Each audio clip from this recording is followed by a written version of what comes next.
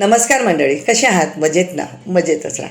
मी माझ्या गावी कोकणात आलेली आहे. पहिल्या दिवशी हरतालिका, दुसऱ्या दिवशी गणेश चतुर्थी, तिसऱ्या दिवशी ऋषीपंचमी. ऋषीपंचमी म्हटलं की आमच्या महिलांचा आवडता, कारण ह्या वेळेला काय होतं, आम्ही सर्वजणी एकत्र येतो आणि जेवण बनवतो. पण जेवणामध्ये प्रामुख्याने आमच्याकडे रानभाज्या असतात, आलूचं फतवदं असतं आणि तांदळाच्या भाकऱ्या आणि भात.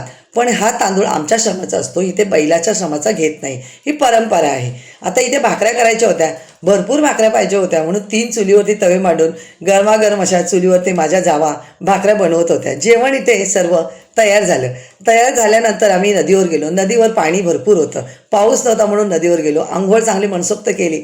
नंतर बाजूलाच दगडांवरती ऋषींची पूजा मांडली. सर्वजणी आम्ही पूजा केली, आरती केली, गोल फेरा धरला आणि देवाला ऋषींना विनंती केली की सर्वांना सुखाची संभाळ.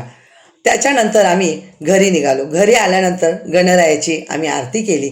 गणरायाला पण विनंती केली की देवा सर्वांना सुखाची संभाळ आणि देवाला नैवेद्य दाखवला. नंतर आम्ही सर्वजणी मनसोक्त जेवलो.